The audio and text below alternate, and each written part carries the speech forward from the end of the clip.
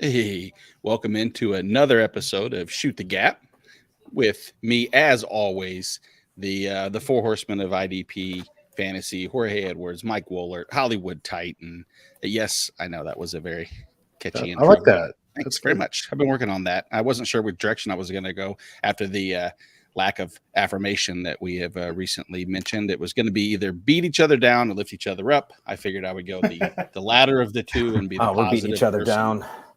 Well, yeah, that's we, happening. we get a chance to do that because this episode will be a recap of the mock draft, the first mock draft that we have collectively all done of the IDP season. But before we talk about that, you might, if you're watching live, if not, you haven't heard his voice yet. If you heard his voice, you would recognize that said voice because you can hear it damn near anywhere. You can see his written work damn near everywhere. He is an amazing friend of the Fantasy and Frames family. He's Ryan Weiss. Ryan, how are you?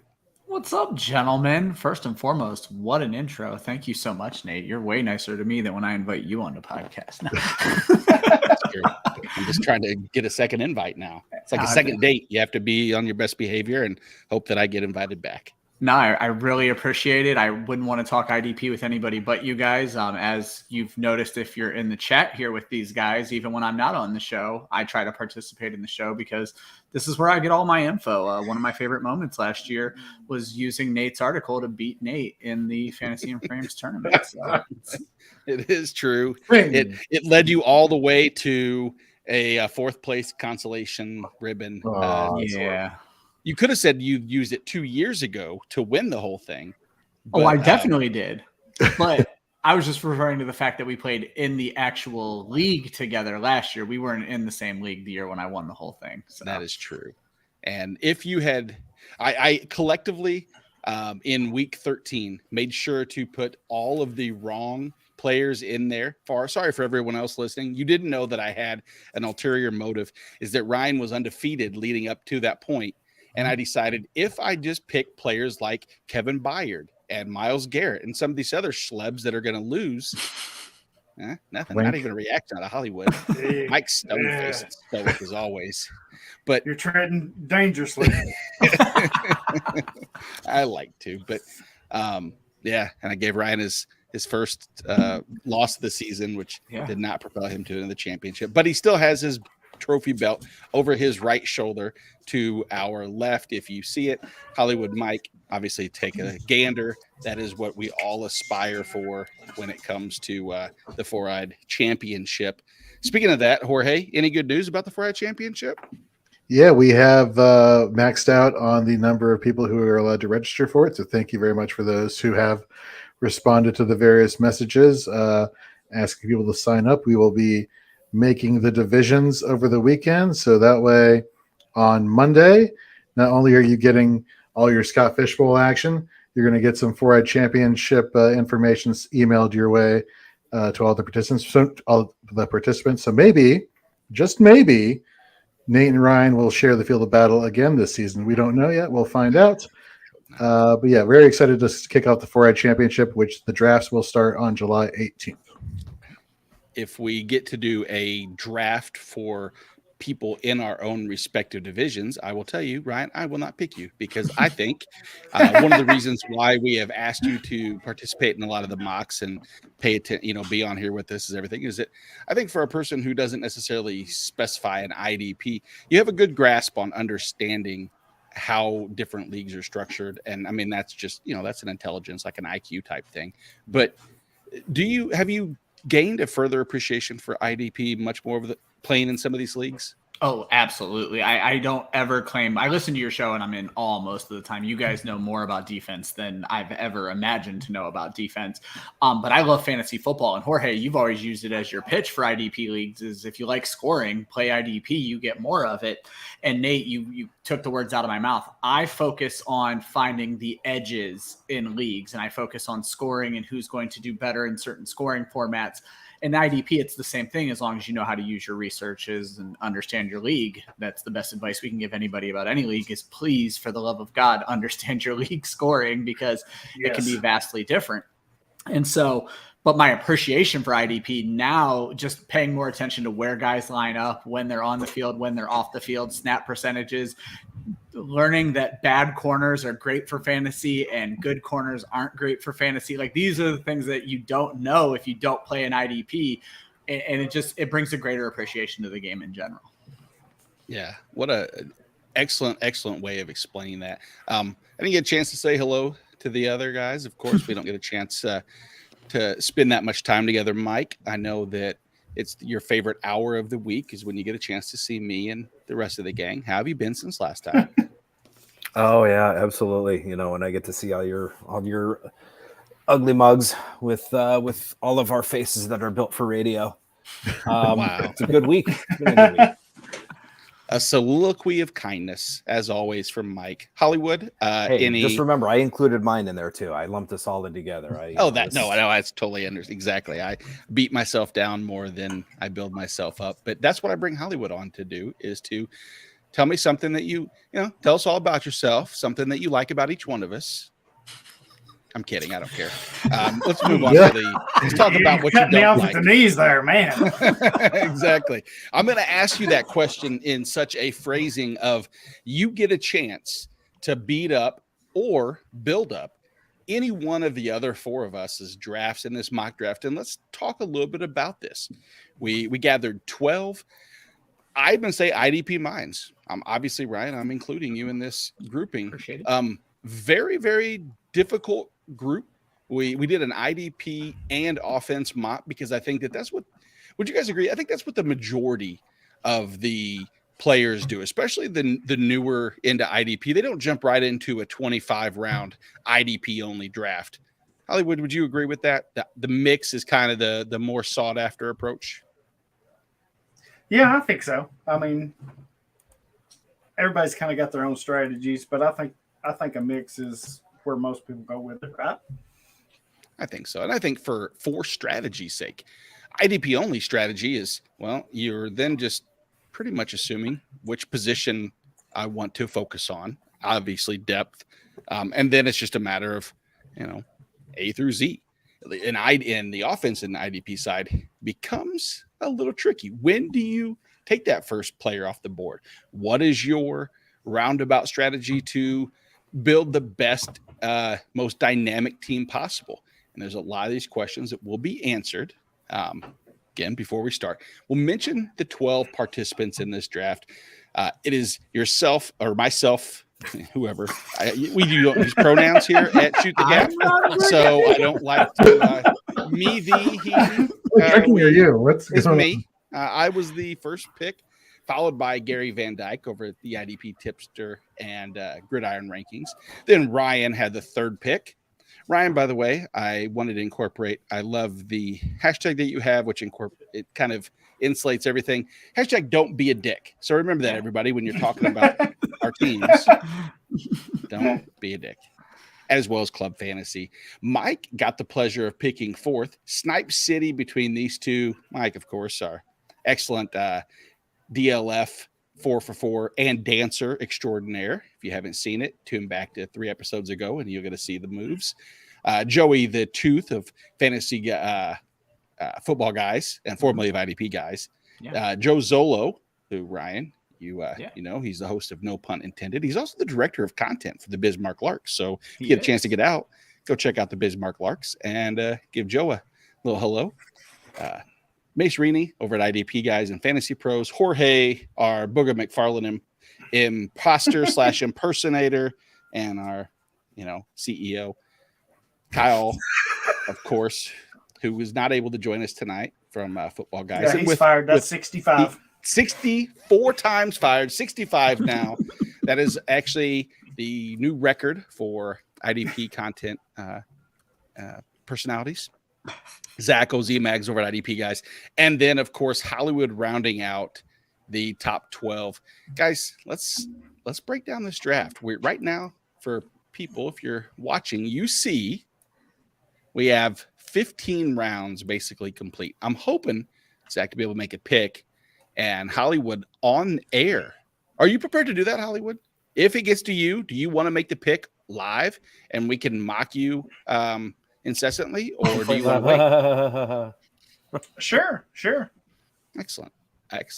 Well, Zach, if you're watching, listening, please make your picks so that we can talk shit to Hollywood. Guys, what I'd like to do is kind of go one by one and break down some of the questions when it comes to an IDP draft. And Ryan, since you're the guest and the person who I like most at this particular juncture, I'm going to let you start off and ask you, going into this, knowing that you have 11 other, what I would say, IDP focused minds, did you have a specific strategy to attacking the IDP side in this draft? So my big concern was the fact that I've only really played in IDP leagues in the Fantasy and Frames tournaments and the Horide Championship.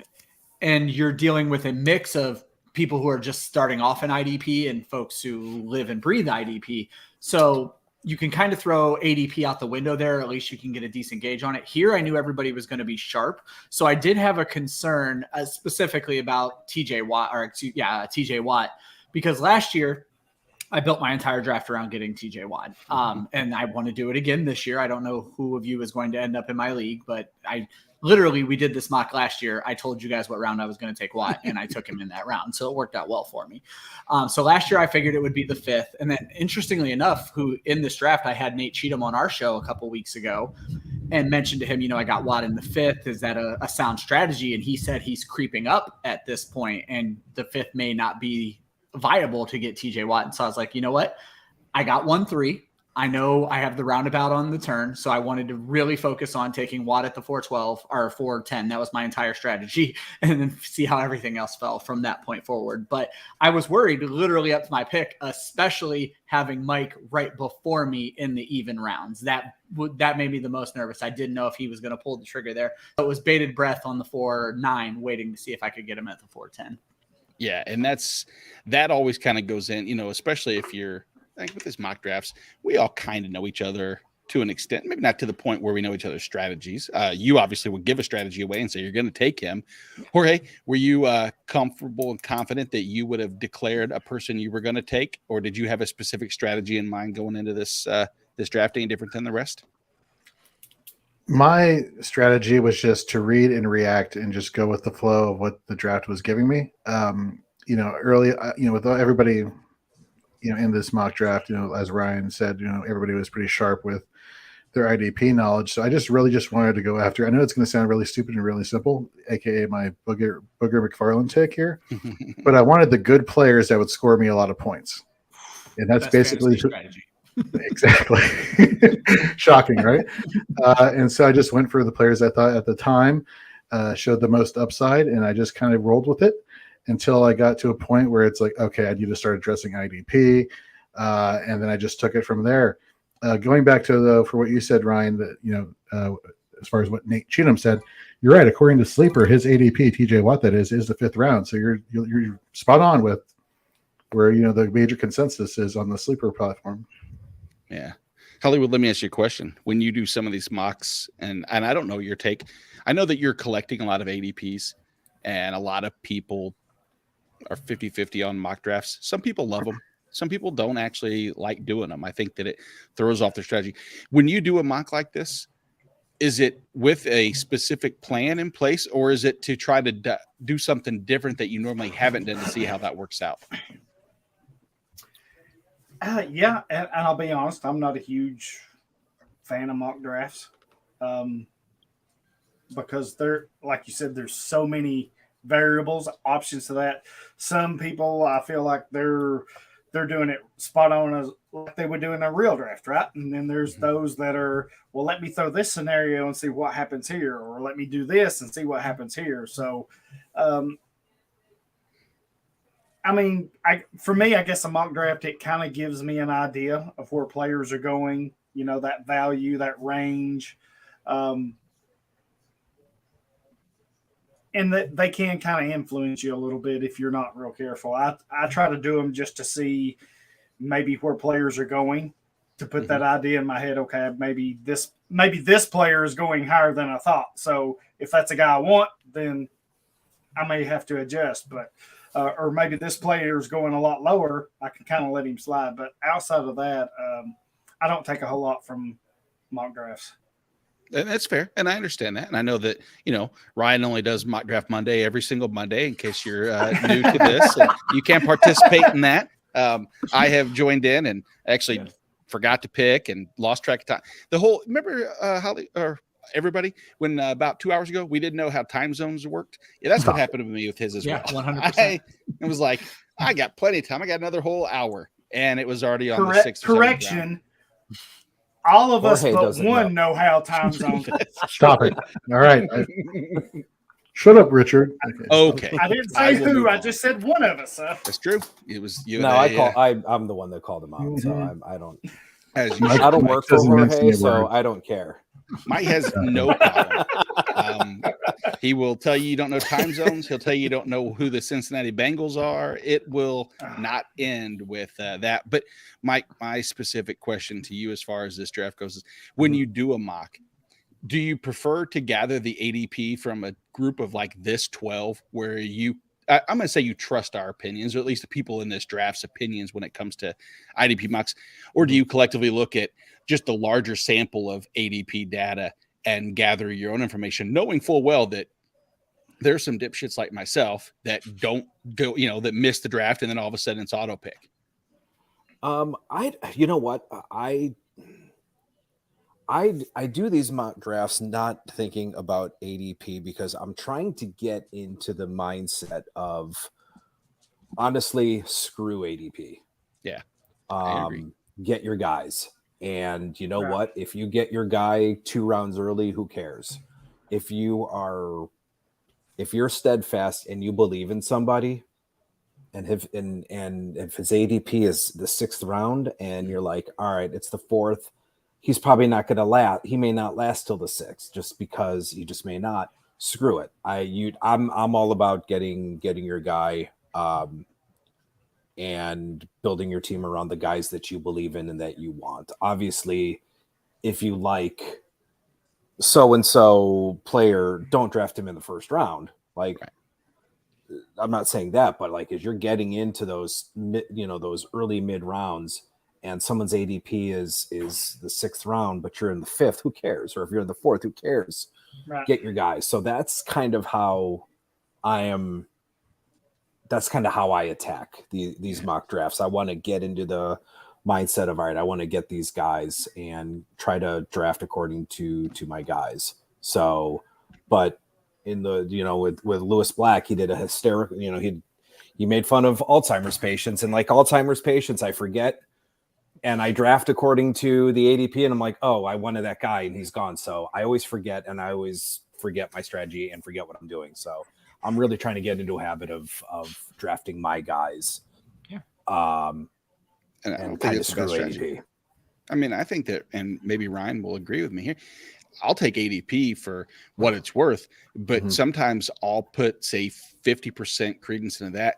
I might put as much just into min and max picks at the same time, just to see, is there, do I have, if I'm in the 5th round, do I really need to worry that Nick Bosa might go in the 3rd? Is that something I've ever seen? And if it doesn't happen, doesn't mean it won't happen in your draft, but it gives me a little bit of a comfort level. Ryan, is that kind of somewhat what you take away from Mondays as well? Oh, absolutely. And we're going to get to it later because I have it in my notes, but it's part of the strategy I used in this draft with my wide receivers. There will be times where I did exactly what Mike was saying.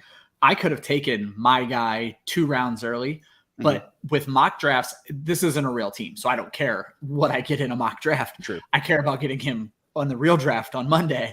And so, or when on Monday, I mean like Scott Fish, or this draft when it starts on the 18th. So I want to know where they're going to fall. So there was a point when I took my 3 wide receivers, I actually let the 2 wide receivers I would rather have slide, because I wanted to see how much further they would fall to see if I could alter sort of my draft strategy at that point. So. And I think that's number one, excellent as a guest to come on to segue into a good way to start talking about this because I know we have some other questions about this specific draft, but I think I'm going to save those for a little bit later, and we can break down it. That's the Hollywood. That's the part where you get to talk a bunch of shit about how bad my team is. We'll save that to the end. Don't worry. That way you get a couple more Budweisers in you, and you can really let loose and tell me how stupid Aaron Donald is in the 6th round. And I'm all ears. But before we do that, let's talk about it a little bit. Ryan, you mentioned the wide receiver strategy. Let's talk about the draft as a whole. And you started the IDP portion with TJ Watt. Nobody's going to complain there, especially fantasy and frame scoring, because the quarterback hits are worth what they are. TJ Watt is even more of an insulated floor, and the ceiling is still sky high. And I know he's a personal favorite of yours, but you mentioned wide receiver and you were waiting. And I know that your answer is because you wanted to see how far they were going to fall, but going into the draft, was that specifically on your mind that you were waiting, or was that a product of design or how the draft kind of fell? Oh, position-wise, my first 5 picks were exactly how I expected them to be. I waited on certain players at wide receiver, and I'll talk about those in a few minutes. But I knew I picked pick 3 on purpose, and obviously in a real draft, you typically don't get to pick your pick. But I've been picking pick 3 a lot because I expect McCaffrey and Taylor to be the first 2 picks. Mm-hmm. And honestly, I want to see how I feel on the clock between Austin Eckler and Justin Jefferson. And so that's kind of the decision I always want to try to force myself in at 3. Sometimes I'll take Jefferson in a mock just to maybe go 0 running back and see how that plays out. But I'm not going to pass up on McCaffrey at 1-3. I looked at this. I know this was just a mock, not necessarily a fantasy and frames mock, but in the 4-eye tournament, at least last year, it was tight end premium scoring. Mm-hmm. And Travis Kelce was heads and tails so much better than everybody else. It was my biggest regret because you got him actually. Mm-hmm. And I took Josh Allen instead of Travis Kelce. It was QB or Superflex. I took Josh Allen instead of Travis Kelce and immediately banged my head off the desk. Like, I'm talking the second I made the pick, I had told myself going into the pick it needed to be Travis Kelce. Now, obviously, in this draft, nobody knows tight end premium, but in my head, it's tight end premium. So I take Travis Kelce with that pick. Yeah. I want my 2 running backs, and then I want TJ Watt in the 4th round. The 4-10 was getting TJ Watt. That was the whole goal. And then I knew I was going to take a wide receiver. I did not expect to go 3 in a row. But when you do a draft strategy, how I do, where you're getting the best tight end in fantasy, you're getting your 2 running backs, and then you're getting the best defensive player, you're going to be weak at wide receiver. The good news is it's deep. And in these rounds, when IDP will normally start flying off the board, wide receivers tend to then keep falling back to you. And so it played out as well as I could have asked it to play out. Guys, I'm going to ask out of the 3 of you to do the grading process, and you're going to take a look at Ryan's linebacking core. Because when I'm looking at this, if I have to address an area that I would go, okay, there's something to be, I would say monitored, is that we know he's already got, and we'll use TJ Watt's definitely not going to be at his linebacker spot. He's going to be as his defensive line, probably the biggest cheat code in fantasy, in IDP, with this specific scoring the way it is. But he's got Dazir White. Jorge, are you able to scroll just a little bit on there? Because I know it's Dazir White, Patrick Queen, and then I believe the 3rd one is Quincy Williams. And I'm going to fix it before you even mention it. I think Quincy Williams is another cheat code this year. He is linebacker DB and will score in the top 5, if not the top 3 of DB scoring. So I technically only have Dazir White and Patrick Queen. Correct. And that's a great point to bring up because Quincy Williams last year was defensive back eligible as well. And actually, coincidentally, so was Dazir White. Dazir White was again another cheat code S. But if you're just looking on the surface, are there concerns, Jorge? Do you have concerns a little bit with Dazir White and Patrick Queen? I know your take on that. It's the reason why I'm asking you, because I know he's anti-Patrick Queen. This gives you a chance to have Ryan on your bad side, and maybe you 2 can be in a league together, and then you can have a new nemesis instead of me, Ryan. I love it.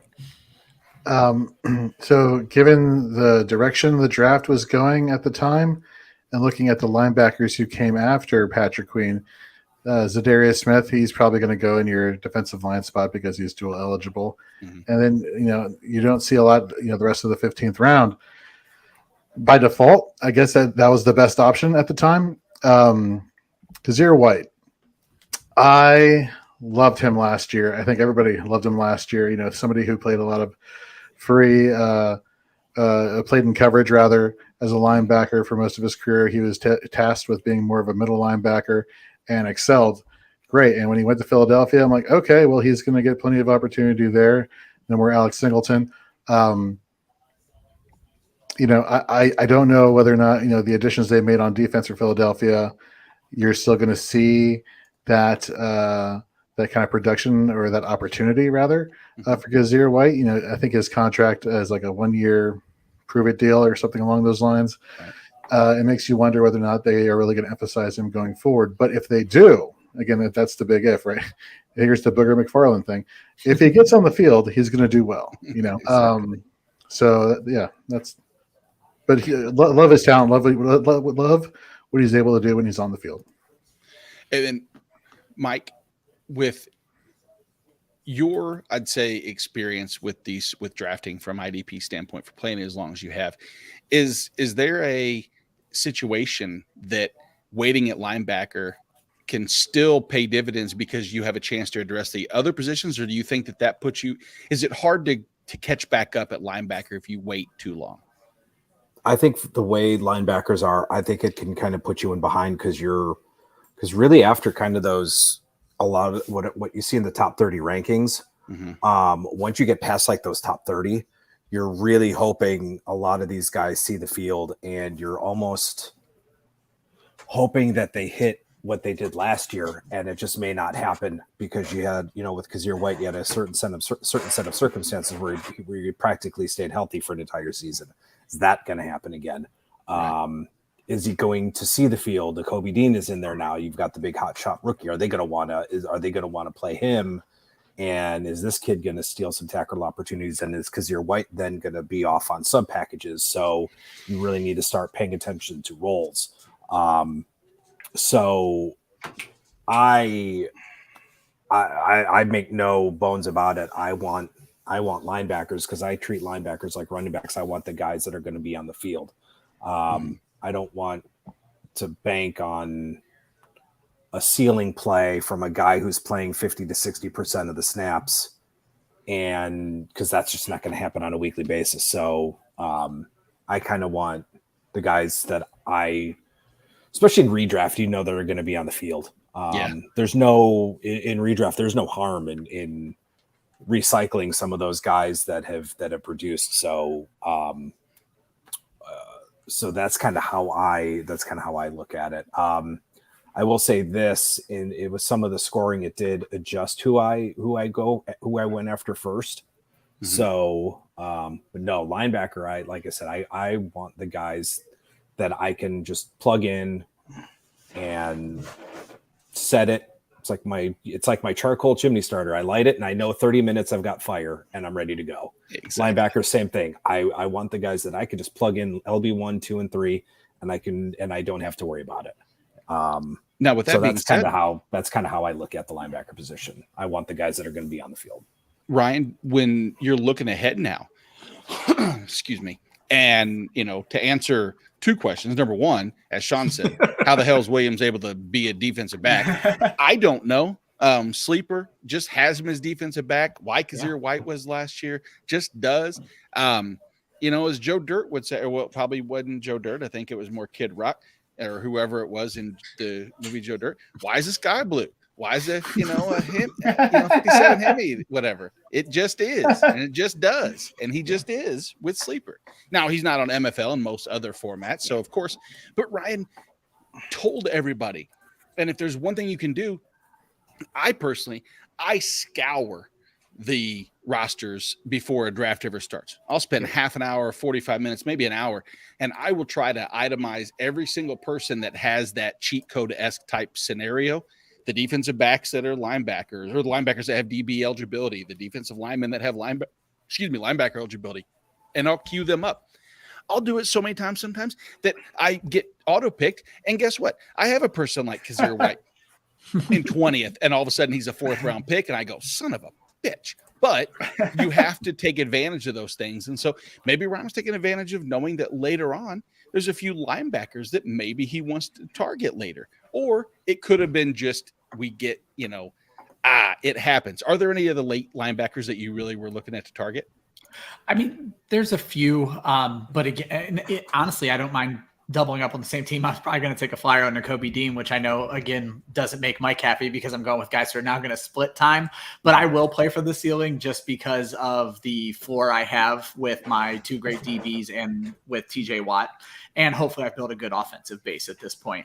Zach Cunningham, who is probably the next linebacker off the board, has been interesting. He's missed time here and there.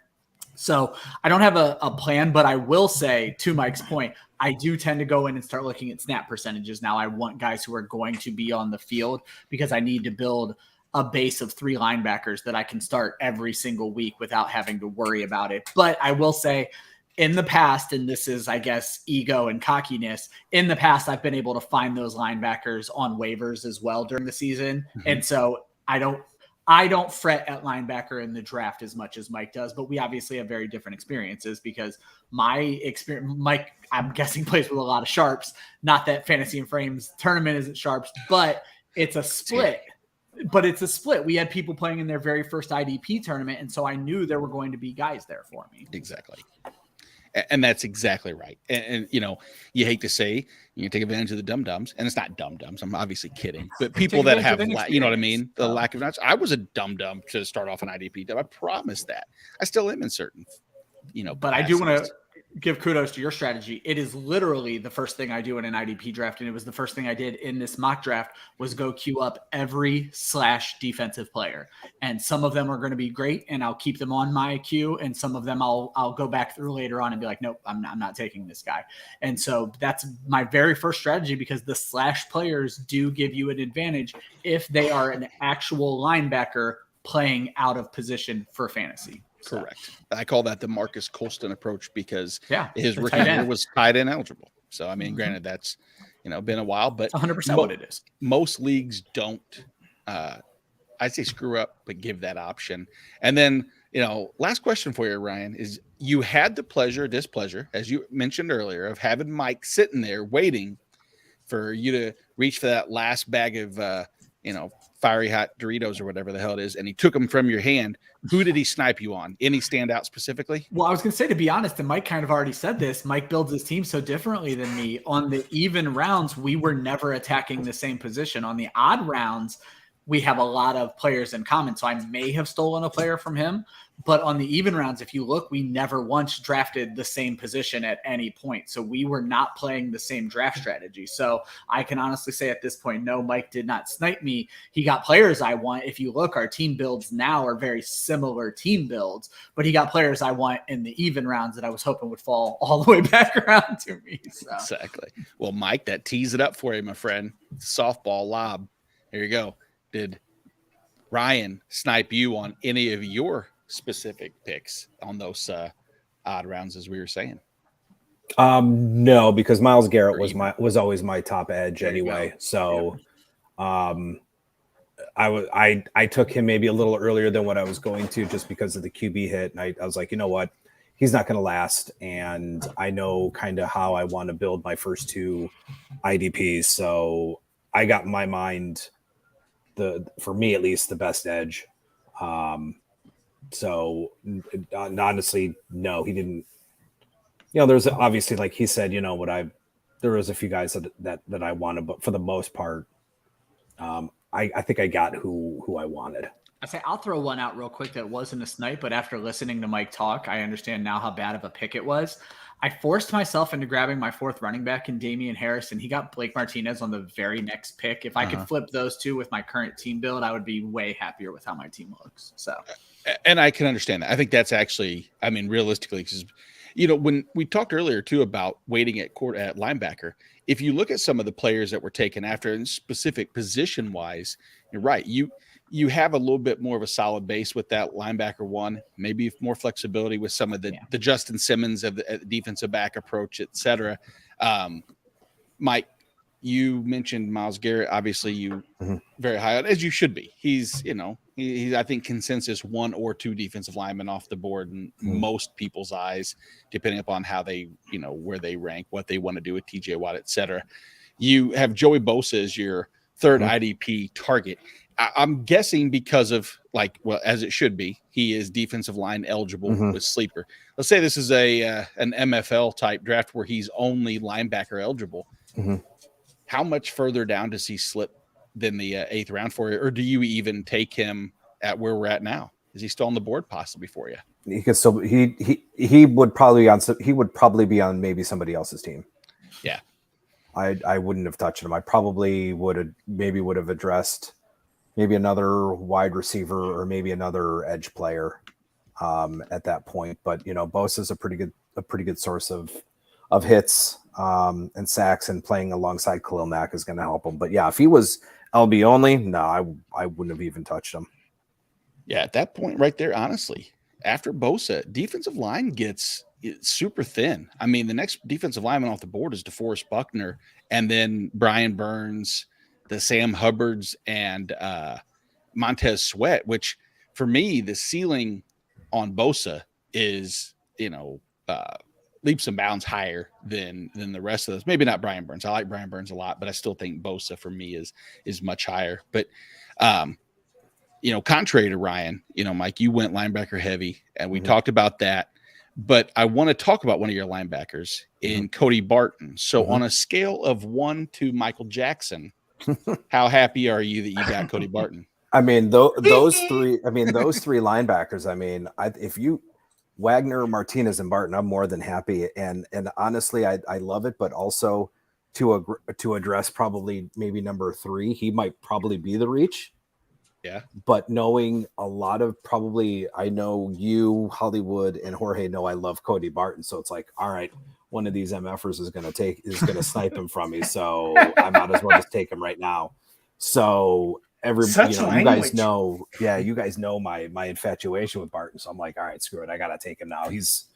I might as well just do it. And that's just with the getting, my guys thing. And that was just at the,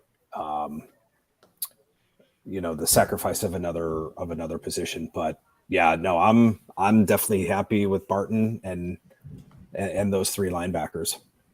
And honestly, the only position I really sacrificed for you as far as IDP wise might have been to push your first defensive back down just a little bit further. But you got Kyle Duggar, who you've been a fan of. And I think we all collectively have him pretty high in our overall defensive back ratings. So I still think you got your guy and you didn't compromise everything else. So, I mean, as Hollywood said with Logan Ryan and Quandre Diggs, cheat codes for those guys at cornerback at Yahoo, right? Hollywood, that's what you're referring to? Yes. Perfect. See how I put those 2 pieces together? That's, again, why I am standing here talking the most of anybody. And Mike, I just talked about obviously defensive back at Kyle Duggar.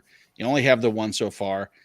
Any late targets that maybe you might be looking for? Granted, this is a mock, so it's pretty easy for us to, put you on the spot and not feel bad, but go for it. No, but I mean, right now, even with Duggar, and with only 1 out of the 3, I mean, guys that I really like are readily available. You've got Von Bell still out there. I've got Jonathan Abrams still out there. I've got Kearse still out there. There's still kind of a nice array of guys to be had. So if you guys like Luisine, don't worry, I'll leave him out there for you. So I'm going down with the ship. I'm just going to go down with the ship this year and just say he's not going to be on any of my teams. And if I'm wrong, I'm wrong. But the Luisine hate continues. So, but there are a lot of pretty solid targets out there. I'll be interested to see if anybody does take Trevon Diggs and hopes that he gets another 15 interceptions, because it's not going to happen. So that's going to shoot his value through the roof, right? I mean, some people are going to see that and they're going to be like, "Oh man, this dude, this guy at 15, they're leaving this guy for me." Yeah, and you can have what, 7 or 8 picks in the first 6 or 7 games of the year. They're going to eat him up like chum in a piranha water, right? I took his stats and ran him through this scoring just to compare him to Quincy Williams, like I was talking about, because I wanted to see where he was going to fall. He is so far. He's not even a 10-point per game player in this scoring format. So yeah, I'm keeping an eye on that myself. So. I mean, it's exactly right. And again, you know, that's one of the challenges though with people that are new to IDP. And Jorge, it's one of the things that you have made abundantly clear that we need to focus on at Fantasy and Frames, and really everybody should, is the attention to teaching the person who's in their first year or their 41st year the same. People can learn the same principles. A math book for a third grader that's learning math, that learns algebra or, you know, arithmetic, is the same if you're 41 reading it. The process is still the same. It's a matter of how you get to the results, and you making sure that people understand, you know, look beyond just the numbers. Don't look at this asinine amount of, you know, unattainable interception numbers and follow along. And, you know, what do we say? Keep it simple, stupid, right? Yes, that is the expression. Exactly. We're not calling people stupid unless you don't keep it simple, and then you're stupid and keep it simple. So, should be a t-shirt. If it's not, then it will be. RotoWare, you hear me talking. Go ahead. Are you concerned that t-shirt is not very simple? I am concerned. It's ironic. It's just going to be one of those, like, where you look through the sunglasses of the person that's looking through the picture of the, you know what I mean? That type thing of me. Jorge, let's talk about your draft a little bit though, man. You of all of us waited the longest to take your first IDP spot. And was it because you kept getting sniped on some players, or you just, you know, you love the value you were getting at offense that you were comfortable waiting? No, that's exactly it. I wanted the value wherever I can get it on offense. Obviously, you know, you look at the first 6 players I got here, you know, look at the wide receivers, all PPR magnets. This was a PPR mock draft. So, of course, I wanted Kupp, Jalen Waddle, and Deontay Johnson. The only concern out of the 3, I guess, would be Deontay Johnson with the new quarterback situation. I still think he's going to be heavily targeted. I think he's just too good to be ignored in this offense. You know, then you look at Aaron Jones, you look at another player who's going to be heavily targeted in the passing game in Green Bay. Kareem Hunt, he's healthy. He's back this year. We don't know what the quarterback situation is going to be, whether it's going to be Jacoby Brissett, you know, for the first however many games. So they're definitely going to lead on the run, the Cleveland Browns, that is, and definitely utilize that 1-2 punch with Nick Chubb and Kareem Hunt.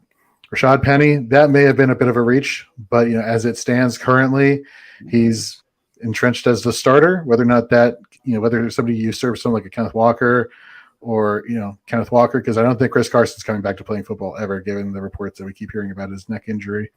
Yeah. And then at that point, we get to, you know, like you mentioned, that you know, round 7 is where IDP comes into play. So I really wanted to attack this from like a true position standpoint. I did notice that everybody else around me in the draft was going after those dual eligible players around this time. And I realized that was kind of like not helpful in the sense that, like, those players I couldn't get anymore. So I went for true position, and for, you know, I was looking at the linebackers. I was looking at those, and I'm like, well, I can wait on linebacker, and defensive back, I can wait on defensive back. Who's the most elite? Which, you know, players are in the most elite positions out of those 3 options there? And I went defensive lineman. I love the fact that our fantasy and frame scoring gives you 2 points for quarterback hits on top of the 4 points for sacks. I love the pressure statistic. I like the fact that it's, you know, it's a great efficiency metric, and I want, you know, everybody to enjoy this scoring setting because, you know, pressures matter. That's how you get these opportunities to get these sack numbers, and getting these quarterback hits is definitely important. And so when you're looking at quarterback hits on the season last year, you have Trey Hendrickson, who was 5th in quarterback hits, Max Crosby, who was 3rd. According to PFF, Hendrickson was the 3rd overall best pass rusher. Crosby, number 2. You know, you look at the fantasy production, you look at the opportunity these guys have. I think both these guys are great defensive linemen that have a great opportunity to repeat, if not improve upon, the stats from last year. Then we get to linebacker. You know, I want the guys that don't miss. Generally, for my tacklers, I want the guys that really hit and don't miss. And Devondre Campbell, right there for Green Bay, was right up there. He had a missed tackle rate of only 2.7%. That was a big selling point right there. has 146 total tackles on the season. Another big selling point right there. I kind of expect that to be kind of the norm for him, at least this season in Green Bay. Then at that point, I wanted to take a quarterback because, the quarterbacks were kind of getting taken around that area in the draft. And so I went with Dak Prescott. I still think Dak has plenty of upside, even though Mark Cooper is no longer there. Sure. For obvious reasons. And Zach Ertz, I'm really keen on heading into drafts this year. Mm-hmm. If you don't get the big 4 or big 3, depending on how you're counting it, I would wait in tight end and just go after Zach Ertz. Hopefully that doesn't drive his ADP a little bit higher.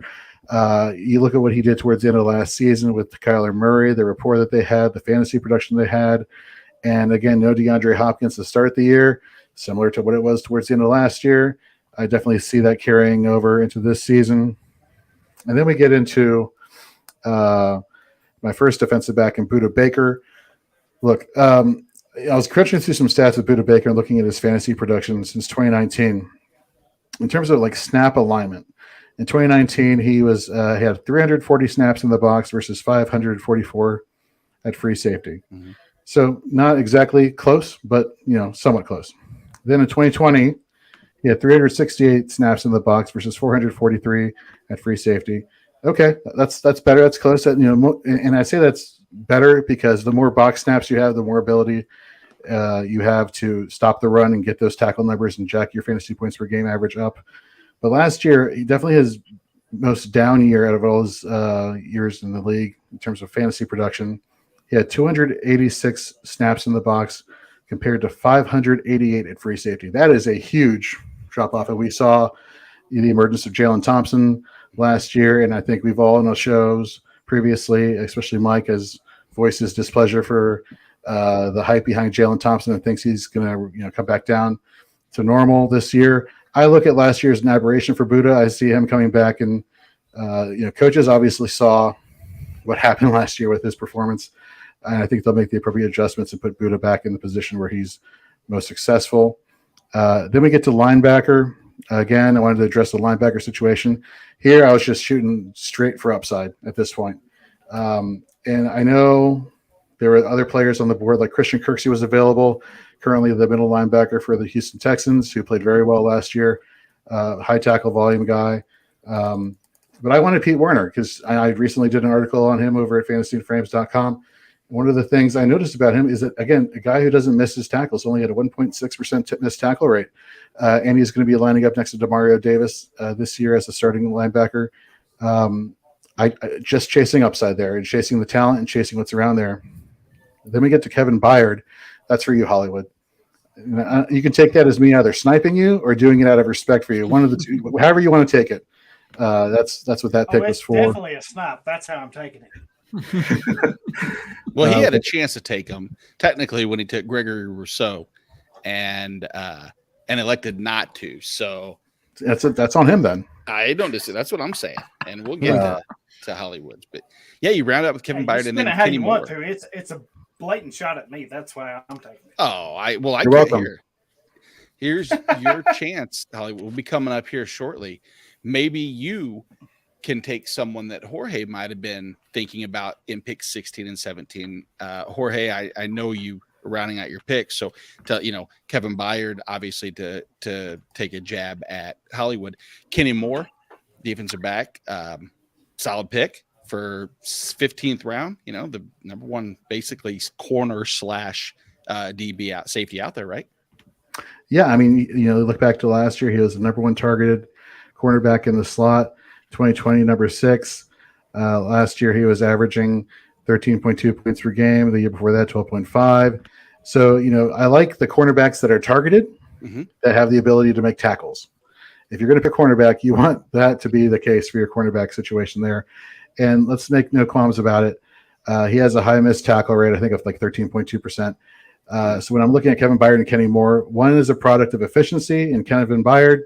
One is a product of volume in Kenny Moore. And it just so happens that last year in fantasy frame scoring, Kenny Moore was 8th in points per game. Baird was 12th. So that whole mantra that volume is king in fantasy football, that applies to IDP as well. It does. And you mentioned Pete Werner, Devondre Campbell, any of the here's your chance. What linebackers are you thinking about taking with these next couple rounds? Hollywood, you see the way I'm doing this? I mean, who are you reaching for? Who you really would love? Who would kill you that you wouldn't get? As Sean mentioned, maybe David Long. You mentioned David Long. David Long is out there. Shaq Thompson is still out there. A lot of dual eligible outside linebackers are still available. I'm skipping those because here's my rationale for that.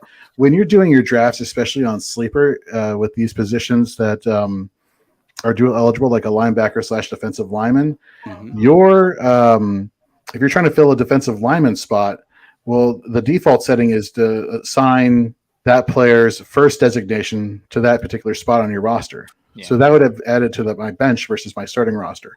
So again, I wanted to shoot for true position. I'm scrolling down the list here. It's tough. I think Christian Kirksey would be the one I'd go after next, the guy I just mentioned earlier for Houston. And that's fair. And you didn't really have to give one because, as I mentioned, Hollywood, who had the pleasure of picking at the other end of the turn in a Nate Hollywood sandwich. You guys were all the ingredients of that delicious, delicious sandwich. Hollywood, you at the end of the draft drafted in what I think kind of looked like segments. You went bam for 4 offensive players and then 4 straight IDP. Have you been at the turn in these type of drafts before where you like that double dip or quadruple dip where you just kind of stack up the 4 best when you can get them, or was that just a product of what was given to you? Yeah, I've been in this situation before, and I actually prefer it. To me, that's the ultimate where you can double up, right? I kind of like it more on the back end, 12, 14, 16, than I do on the front end at 1 or 2.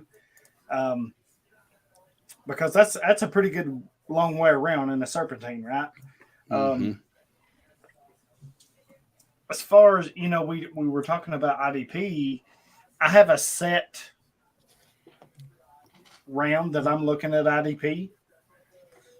Not so much as this is where I'm taking IDP, but it's more of a, okay, I'm going to set my IDP at this round. Who's going ahead of this where I'm projecting? Yeah. So, and for me, it's no joke or it's no secret. 5th round is where I start looking at IDP. So is IDP coming off before then or is it coming off later? If it's coming off before then, who is it? What position? If it's coming off a little later, then I'm going to wait, right? Yeah. Well, I can tell you, I mean, me personally, looking at what you did in 5'6" or 5'12", 6'1", you took Roquan Smith and Darius Leonard. You established about as solid a floor to start off your IDP as you can begin.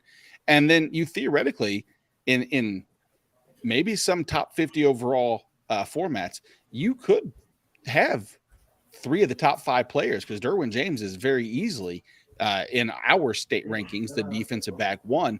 So you solidified yourself with just high end talent. Was at defensive line though, and I'm not going to pick on anything, but Chandler Jones being defensive line eligible. I'll ask you the same question I asked Mike about Joey Bosa. If Chandler Jones was linebacker only, do you see him going in that spot there?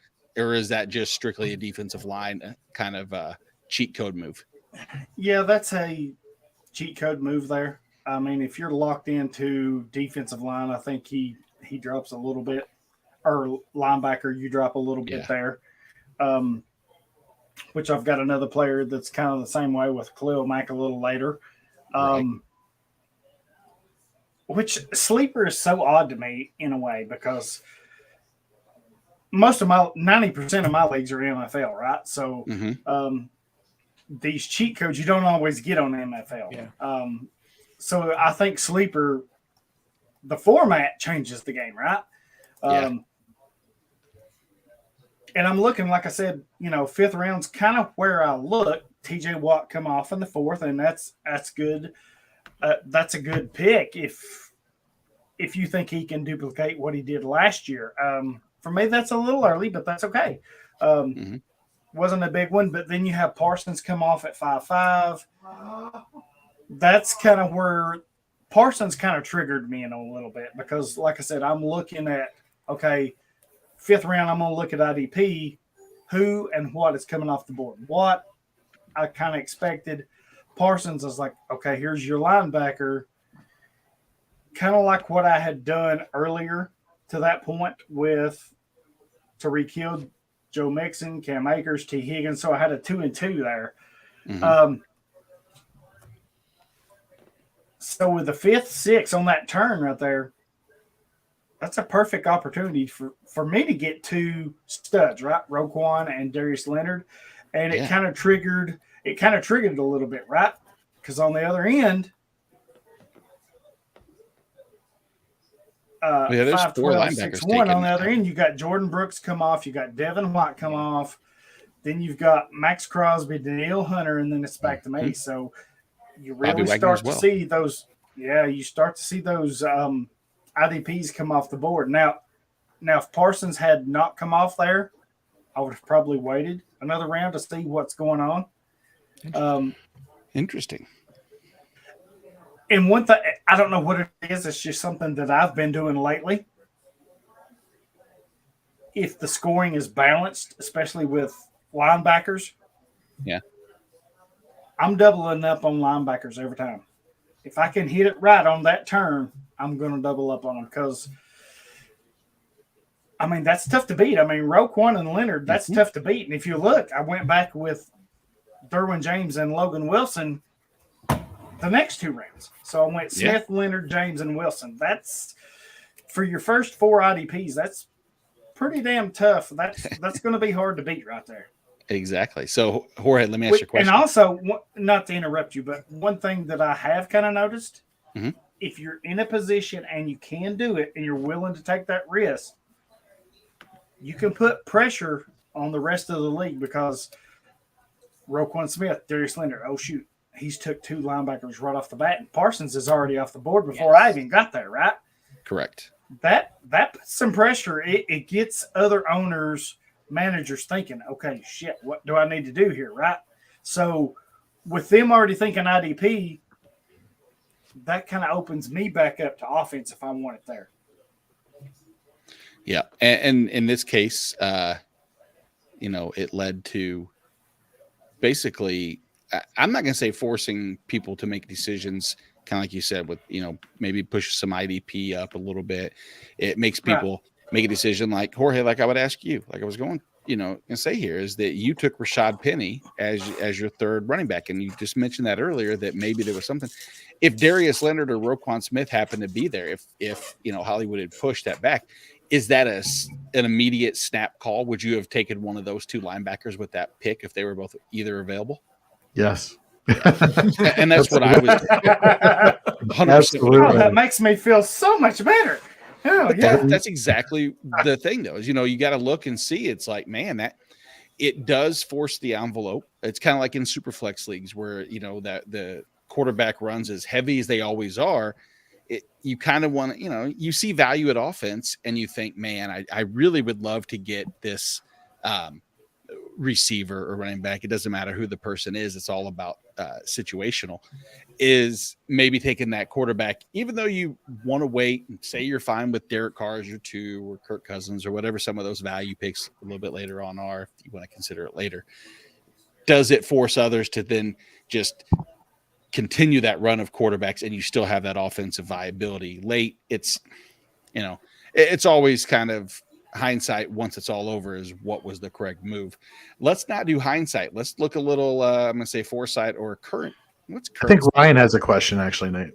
Ryan does? Actually, yeah, I want to throw 2 quick things out. First and foremost, Sean brings up a good point here about drafting with veterans, but as someone who does multiple mock drafts every Monday, exactly what Hollywood said, the run gives the rest of your league panic attacks, and especially when you're on the end and can double up, and I call it double up on a color because everything on Sleeper is color coded. People see that and they see them lumped together. And we talk about this. Don't fall victim to runs. Don't be the guy who has to take their quarterback because they saw 3 quarterbacks go ahead of time. Pay attention to tier breaks, pay attention to value based and everything like that. So really Right, good and point it might there. not force them to do that, but at least gets them thinking it's my fault. Exactly. And if getting someone to think about the wrong player is sometimes enough to get them to draft the wrong player. Right. That is very Exactly. key. Yeah, it's that point. I'll be perfectly honest with you. I knew I needed to go wide receiver with Amari Cooper. The second I hit submit on Amari Cooper, I regretted having Amari Cooper on my team with no Deshaun Watson, no everything. I was like, what the hell was I thinking? And so I'm going to use this mock as a learning tool, but I was not very happy with that. But my question to you guys is, and this is how I've In the always fifth approached round, it. I'm not hate Cooper though. I'd like it a lot better if it wasn't Jacoby Brissett. I'd like it if he wasn't my 1. Yeah, if Yeah. he was my 2, Right, well, 3. true, but I mean, in the fifth round, that's not. I'll be honest though, there are 2 wide Horrible receivers who value. went later that if I had Brandon Cooks, Cortland Sutton, and Rashad Bateman and Cortland Sutton were the guys I wanted to see where they ended up. If I had those 3 instead of my 3, I'd be way I mean, Cooks is one of my 3. I would have been way happier with my team. I would have happily reached on, I guess, Cooks in this format and then reached again on Sutton and took Bateman where he should have went and been way happier. But my question to you guys is about leagues like the Four-Eyed Championships that have IDP flex spots. Are you and should I be loading up on linebacker and always filling that spot with linebacker? Because Mike has equated them to the running back. And Hollywood just kind of talked about doubling up on them at the ends, which I think is a great strategy, especially in leagues with IDP where you have so many starting positions. Mhm. So Hollywood at the end there could just keep grabbing linebacker.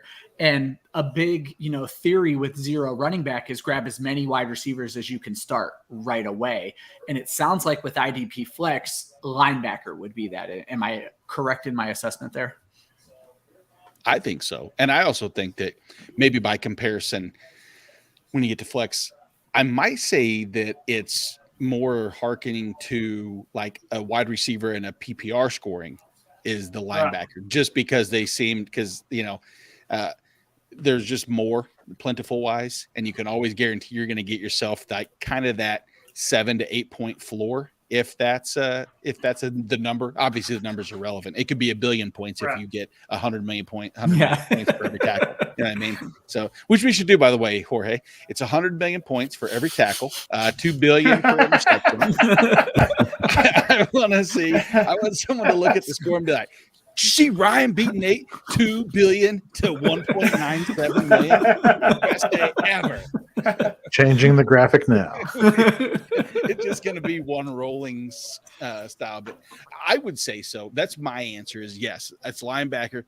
Again, opportunity cost for the difference between a linebacker that you force others to have to roster. If you have enough that you can flex one, you're forcing someone to start a la, joking aside, your Quincy Williams as an actual linebacker instead of a defensive back.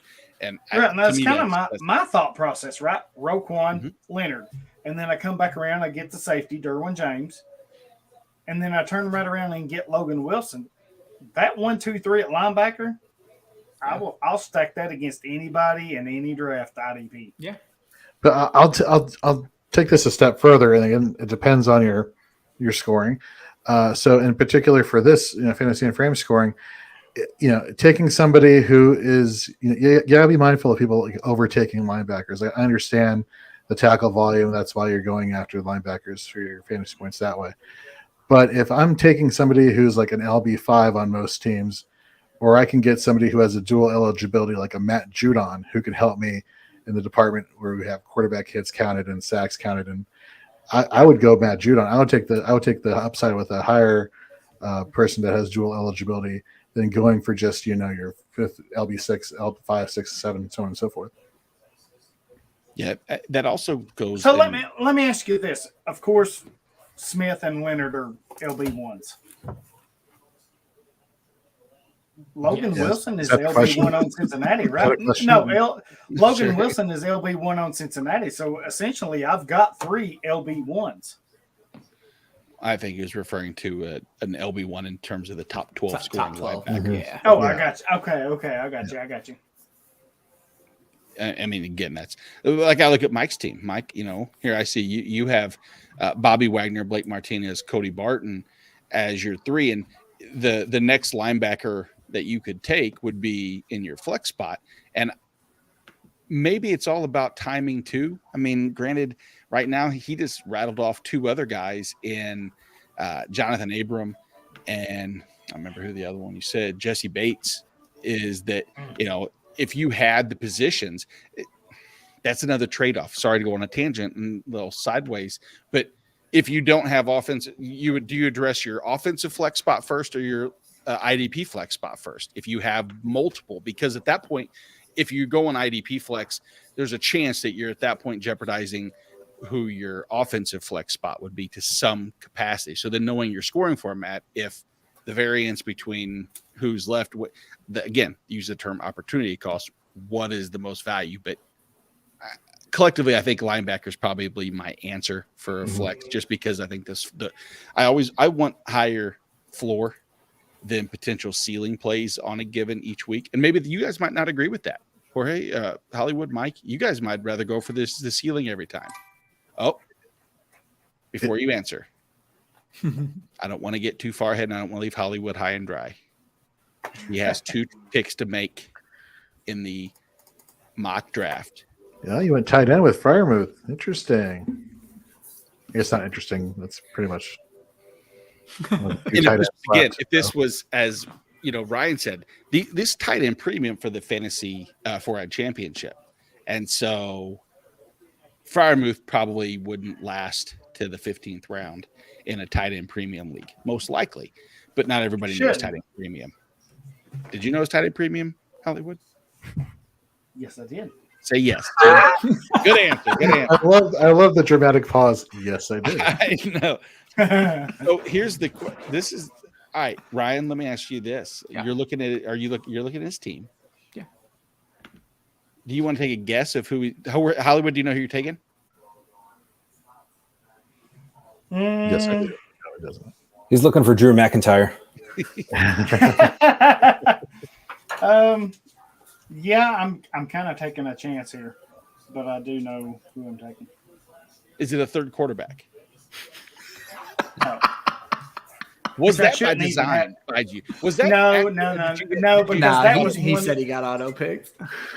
That was my one bugaboo, because that would have never happened. Correct, and that's good to know. And that's one of the other things that I was caught up at work and just couldn't get away to check it. So it happens. So who are you taking? Yeah, come on, don't leave us high and dry. So here I'm going to take, and I know I'm going to take a lot of flack for this because it's going to be considered a reach, but Hufanga, huh? Yeah. Hey, you have the ceiling of ceilings with Derwin James. Yeah. With, the 16th round. So hold on. So I'm going to ask a question, because if this were my team, I would certainly not feel comfortable waiting this long on my third running back. If this was a real draft, would you have no qualms waiting this long to grab your third running back? Great question, it's not ideal. I'll admit it's not ideal. Probably where the 2 quarterback. Yeah, and that's kind of what I figured as well. Yeah, probably where that 2 quarterback mishap was. I'm probably taking a running back there. Okay.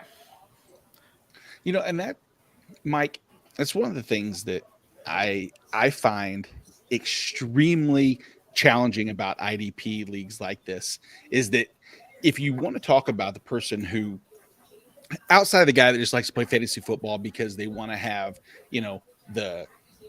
the camaraderie with their friends, their workmates, whatever it may be, I personally like strategy.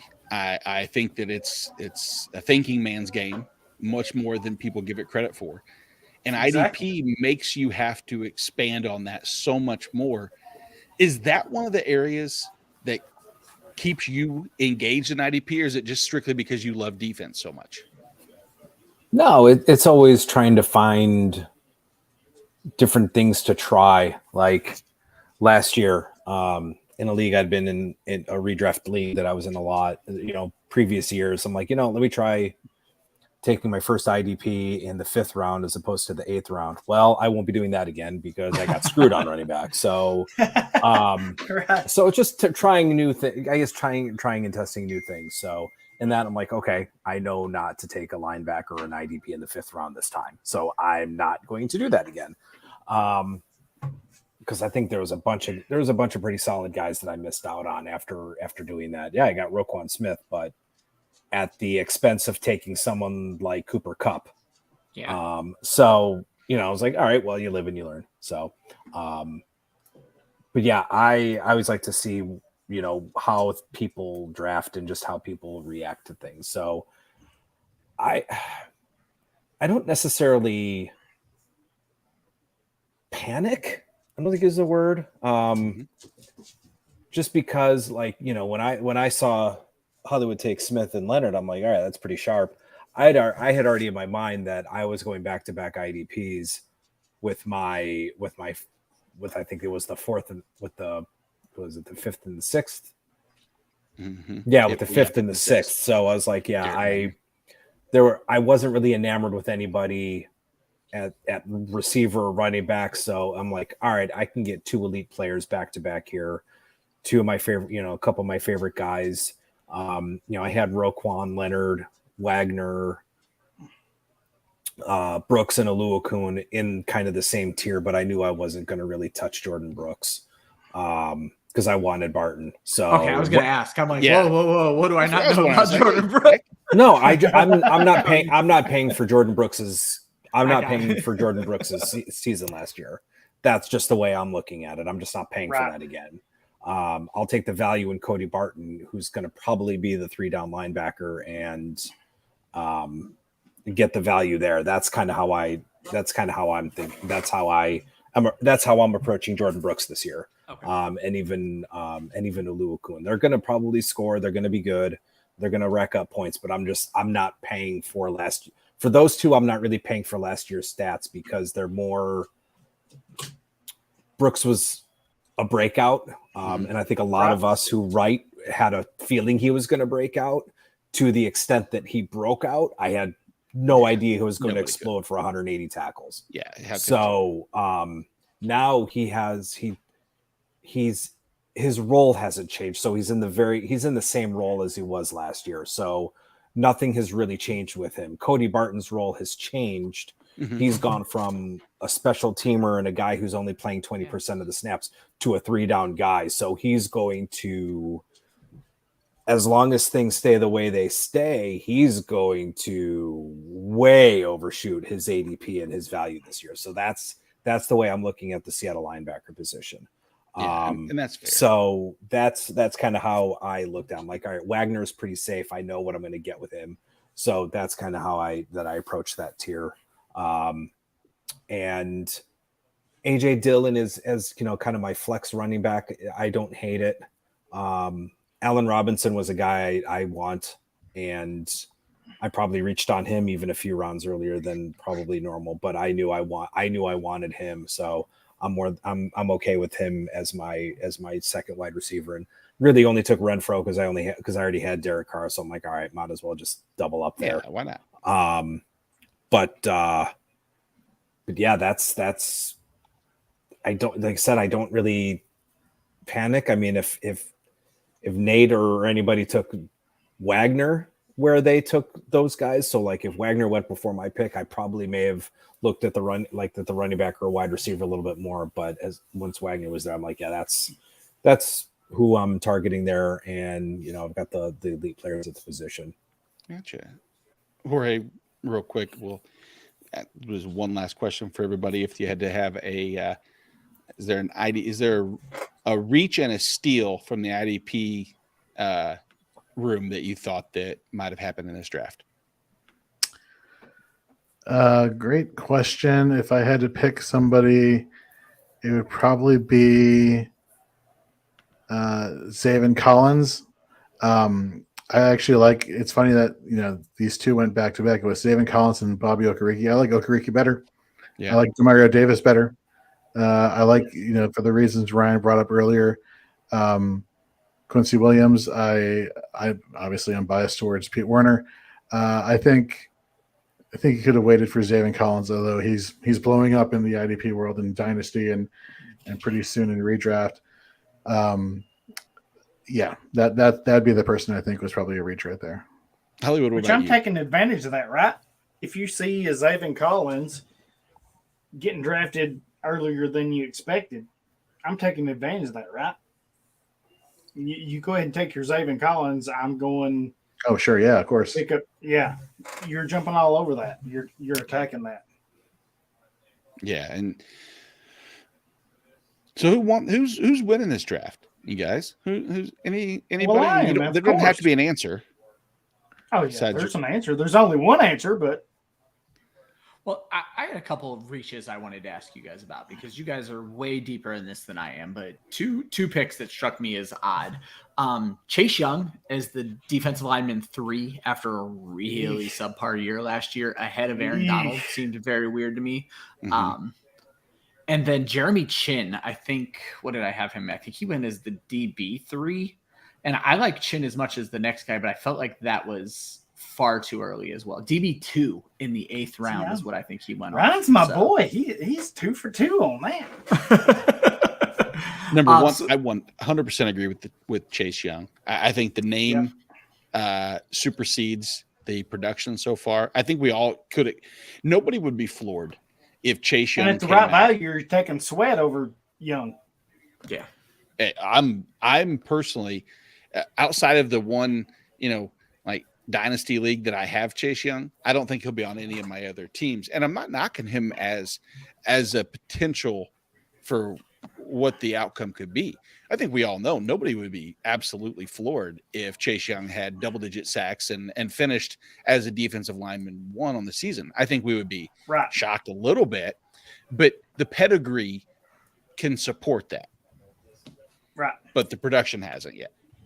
Right. And last year in 2 leagues, one league I traded him for a first. The other league I traded him for Derwin James. Oh, wow. That'll work. Yeah. And Young was showing some signs. I think the game that he got hurt in, was that Tampa? Jorge? Yeah, it was against Tampa Bay when Washington upset Tampa Bay. Yes, and he was from if I remember correctly, was constantly in the back and was looking great. And again, just happened. But no, I mean, I took Aaron Donald after Chase Young and was more than happy to take. that one. So why the Chin hate, or why just not as hate, the DB 2? I is like when I look at scoring. He was a top 10 scorer last year, maybe a little bit better on points per game. And do we think he's going to just shoot up? Because I don't like Carolina's defense overall. And so is it just that we think so many tackles are going to get past the linebackers that Chin's going to be there to make them? Because he only had 1 interception last year. And I don't even know that he had that many turnovers in general. So to me, he just doesn't scream the kind of value. 1 interception, 1 forced fumble, 5 passes defended. So we're just really banking on tackles completely at this point. For him, yeah, because really you've got Shaq Thompson. There's really nobody else. I mean, you've got Damian Wilson and you've got Corey Littleton as the potential LB2s who are not very good. Okay. But yeah, I mean, Jeremy Chin, 108 tackles last year. I've got him projected for around the same. I mean, he had 116 his rookie year. So that's what I'm looking at. And so you're good with him as the 2. Like I said, this is just me. Not 2 seemed very high to me. No, for him, for him, DB2 is fine. I'll take the tackle numbers. I know what I'm getting from those tackle numbers. I know what I'm getting. If I need some big plays, I kind of know who to target later on if I want to go that route. But I'm a tackle guy, and that's kind of where I lean. Yeah, and one little added piece with Chin when it comes to this format too is if I want to look at sack hit hurry combos and totals, and I look back at 2020, and he had, according to PFF, not necessarily exactly the scoring rubric that we're going to be using when it comes to overall looking at sacks, hits, and hurries, but collectively he went from he had 14 press with the total pressures to 10. And yet the pressure rate was still high. The pass rush percentage was extremely high still. So I think it was a product of just, I don't say unlucky, but I expect more closer to 2020 production than I do 2021. And I'm biased. I'm a chin lover. I liked him a lot in 2020 as well. I just, in general, am down on Carolina's defense, but I guess that's, again, something to learn here is being down on a defense doesn't mean that an IDP is necessarily going to be bad. Yeah. You're not going to draft the Carolina defense, but there are several, there are several productive individual defensive players. And Derek Brown could take that next step. There's, Brian Burns, there are pieces, but I understand where Ryan's coming from. And let me just finish on saying that. Excellent job on evaluating the draft and picking out number one. Chase Young is, I think, the collective.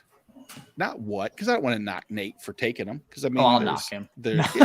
Exactly. Kind of what we're here for. And we didn't get a chance to beat each other's draft up too much. It's amazing how an hour and 20 can pass by when I have you four, to engage with. And so, Mike, as always, it's a pleasure having your insight. Your draft is excellent so far.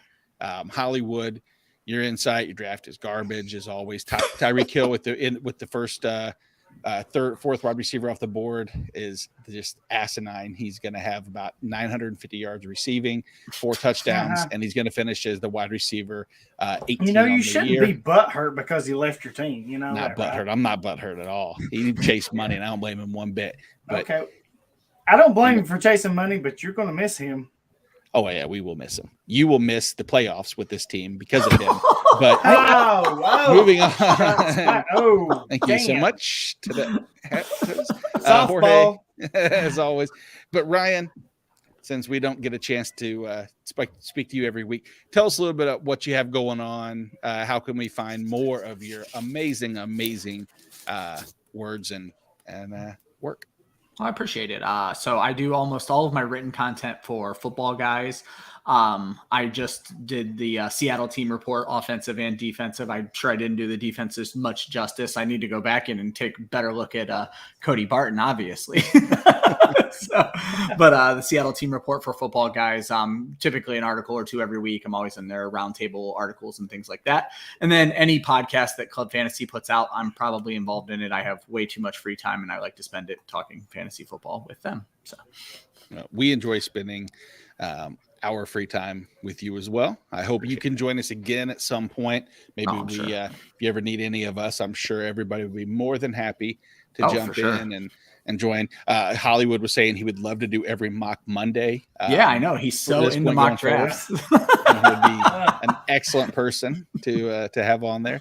But no, like I said, and you guys, I tell this to anybody who will listen. I got asked on the show I did last week, who are the other people I would mention in fantasy football? Where do I get my advice from? And you guys were the first name I brought up, Fantasy and Frames, you specifically, Nate, because I do thoroughly enjoy IDP and I do wholeheartedly want to be an ambassador for this scoring format. It's so much fun, and it's so much fun to play fantasy in a different way than what you're used to. And one of the things I really take away from this show is when Hollywood talked about his draft slot and being able to double up on positions in a league where you can start 15 to 18 guys instead of 10, being able to double up on positions, especially early in the draft, is huge. And you and Mike talked about the strategy involved. And so if you have fun and you play fantasy, to have a strategy and not just randomly pick your favorite players, IDP is the way to go. And I appreciate you guys for what you do for the community. Wow. See, guys, that's how you compliment somebody, and you compliment people is by saying nice things, not being jerk wagons like you are. But I love you anyway. Jorge, as I'll tell every single person listening, obviously, as Ryan was so eloquently saying, Fantasy and Frames for all of our IDP and offense content. We have it I can't even begin to start saying what's all pumping out. There's way too much. So just head over to fantasyandframes.com unless you want to plug every single thing that's going out right now. I'm going to give you a chance. Go for it. We have over 20 Dynasty target profiles. We have over 30 redraft target profiles. We have round by round coverage of ADP on the Sleeper app as well as ESPN, looking at where these players are going, giving you an idea of what we think these players are worth in terms of value, whether you should wait, whether you should pounce on them. We got podcasts coming up. We have in a few weeks Mr. Macri from PFF. He's going to be joining us here to talk a little about redraft strategies and IDP. So we got a lot of stuff going on, and we have our other podcasts. We have Fourth and Frames, which is coming back next Wednesday at 8 p.m. Excuse me, not next Wednesday, 2 Wednesdays from now. We have Dynasty 365 on Tuesdays at 9 p.m. And then our new DFS podcast, The Daily Fix, is on every Wednesday at 9 p.m. So we are rocking and rolling and getting ready for the regular season. Awesome. And that's exactly right. And guys, again, thank you so much. The rest of the mock draft will continue, and we will obviously circle back and again point fingers, mock at each other. So for Nate, Mike, Ryan, Hollywood, Jorge, this has been Shoot the Gap. We'll see you next week. Jorge, this is where you hit the button. And Yes, I know.